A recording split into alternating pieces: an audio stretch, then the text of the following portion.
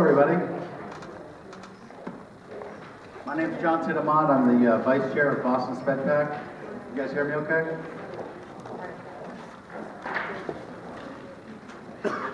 How's it? Check.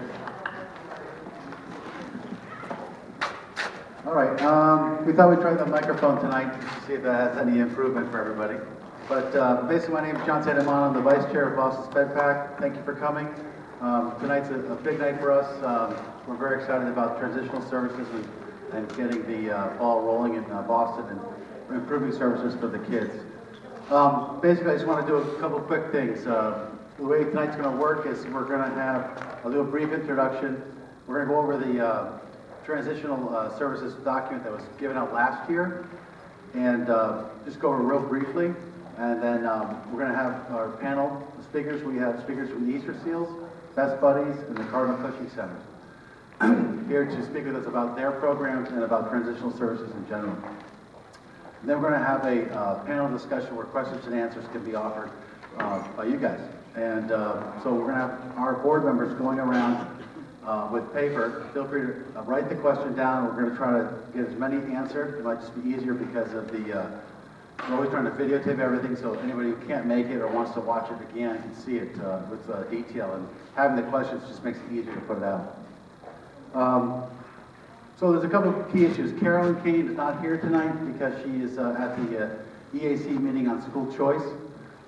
She's a very busy person, as we all know, but there's a couple of things. One is that we appreciate her effort from SpedPac's perspective regarding what she's doing with EAC.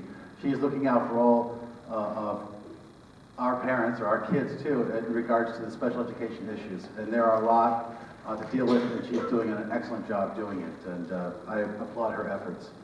The other thing is actually Carolyn and her daughter Mary are being honored tomorrow at the Henderson School Gala. She's being honored for her years of service in regards to inclusion schools and inclusion settings. And she's been a champion for our kids for years, and we continue to work together as a team to build those inclusion opportunities. So anybody who would like to attend the gala, feel free. We have information up here. It's tomorrow night. It's 5:30 to 8:30 at the Boston Winery. I have more information if you need it. Feel free to come up to me. We've had some progress the last couple of weeks. The Henderson Harbor Pathway High School has been extended to the 10th grade, and we're working on getting a permanent location and plan for future expansions by the end of, well, actually let's just say as soon as possible. The school choice issue has been extended to mid-January for decisions. Again, Carolyn can give us more updates at our next meeting, but we're doing a lot we can. I'll just cut it short. We're doing a lot. Yesterday, school committee, Dr. Johnson announced the PPS reorganization.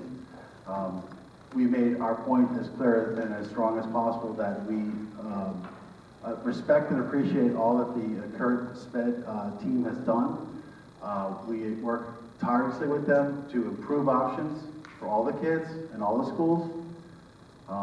And we wanted to make it quite clear to the leaders that we appreciate everything that John Beer and his team have done, and we want that to continue to go forward. And the progress that's been made of opening channels of communication between parents and the administration need to stay open. And we will continue to fight and champion for those issues, okay? But a couple key points on that is the fact that they're going to be going to what's called a network or cluster-based logic. There'll be 6 K-8 clusters and 2 high school clusters.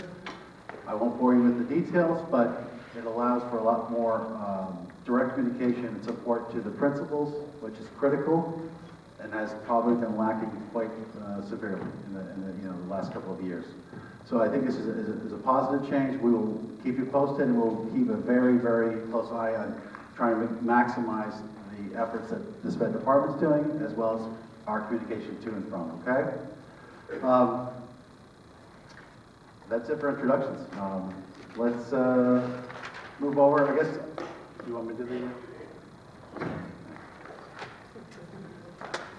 There's a couple of copies on the table outside of the document we're using tonight. It's from last year. So it's available on the website. It will be an update of that document called Introduction to Transitional Services. Carolyn Payne put this together. Basically, in this, we have the technical definition of the laws and requirements of transitional services. So in a nutshell, it's providing the transition to, I guess, moving on towards adulthood, ages 14 to 22. Our experts will probably give you a lot more detail. I don't want to take up the time. I'd rather give the microphone or their time to them. There's a lot of work being done on transitional services.